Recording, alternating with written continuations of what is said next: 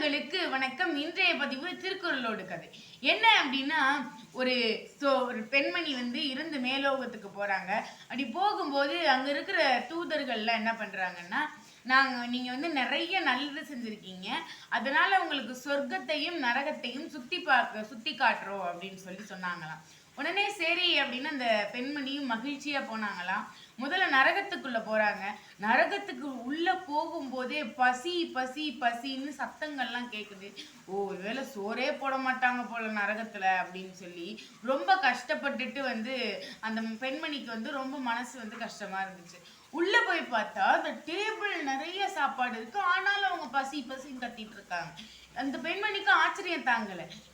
ஏன்பா, பசின்ற ஒரு பெரிய பிணிய நோக தீக்கிற ஒரே மருந்து உணவு மட்டும்தான். அந்த உணவை இப்படி மேசையில எல்லாம் வச்சுட்டு இவங்க என்ன பசி பசின்னு கத்துறாங்க அப்படின்னு சொல்லி அவங்க மனசுல நினைச்சிட்டு இருக்கும்போது அந்த தூதர்கள்ட்டையும் கேட்கறாங்க.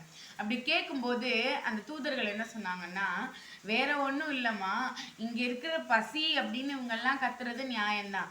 இதுல என்ன நிபந்தனை அப்படின்னா, இங்க டேபிள் நிறைய சாப்பாடு இருந்தாலும் இந்த 6 அடி ஸ்பூனால தான் சாப்பிடணும் அப்படின்னு ஒரு பெரிய ஸ்பூன் அடுக்கி வைக்கப்பட்டிருக்கு. அதை காட்டுறாங்க.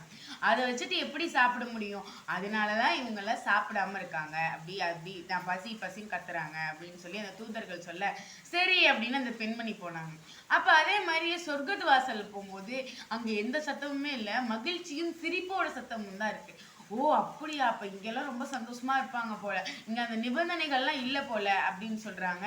ஆனா அந்த பெண்மணி நினைச்சதுக்கு மாறா உள்ள போகும்போது அதே மாதிரியே அந்த பெரிய மேசையில சாப்பாடு அடுக்கி வைக்கப்பட்டிருக்கு.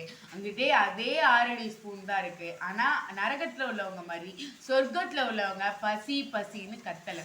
இப்ப இதுக்கும் என்ன வித்தியாசம்? 2 பேருக்கும் ஒண்ணுதான் கொடுக்குறாங்க, ஆனா இவங்க சந்தோஷமா இருக்காங்க, இவங்க என்ன கஷ்டப்படுறாங்க அப்படின்னு சொல்லும்போது அந்த தூதர்கள் சொன்னாங்களாம், வேற ஒண்ணும் கிடையாது, நரகத்துல உள்ளவங்க அந்த 6 அடி ஸ்பூன் வச்சு சாப்பிடவே முடியாதுன்னு முடிவு பண்ணிட்டாங்க. ஆனா இங்க சொர்க்கத்துல உள்ளவங்க அந்த 6 அடி ஸ்பூன் வச்சு இன்னொருத்தவங்களுக்கு ஊட்டி விட்டு இவங்களுக்கு ஊட்டி விட்டுன்ட்டு 2 பேரும் உதவி செய்து சாப்பிட்டதுனால அவங்க எல்லாரும் பசி இல்லாம மகிழ்வா இருக்காங்க அப்படின்னு சொன்னாங்களாம். அப்பதான் அந்த பெண்மணிக்கு புரிஞ்சுதான், நம்ம ஏன் இவ்வளவு நல்லது செஞ்சிருக்கோம் அப்படின்னா, நம்ம எல்லோருக்கும் உதவி செஞ்சிருக்கோம், அதுதான் நம்ம செஞ்ச பெரிய நல்லதுன்னு அந்த பெண்மணிக்கு புரிஞ்சுதான்.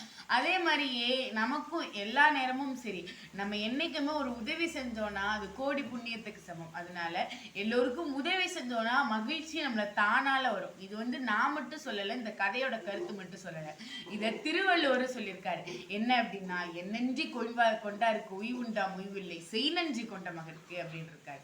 என்னைக்குமே ஒருத்த ஒரு மகிழ்ச்சியை தேடி மகிழ்ச்சியோட இருக்கானா, அவன் யாருக்கோ அவன் செஞ்ச உதவியை திருப்பி செஞ்சிருக்கான், இல்ல அவனே உதவி செஞ்சிருக்கான் அப்படின்னு அர்த்தம் அப்படின்னு திருவள்ளுவரே சொல்றாரு. அதனால என்னைக்குமே எல்லோருக்கும் உதவி செய்யுங்க, உதவி செஞ்சு வாழ்க்கையில மகிழ்ச்சியா இருங்க, வள்ளுவன் வாக்க பின்பற்றுங்க என்று கூறி உங்களிடமிருந்து விடைபெறுவது நான் உங்கள் தீஷா திரைவீராஜ். புதுக்கோட்டை மாவட்ட அரசு மாதிரி பள்ளியில் நான் 9ஆம் வகுப்பு பயின்று வருகிறேன். நன்றி, வணக்கம்.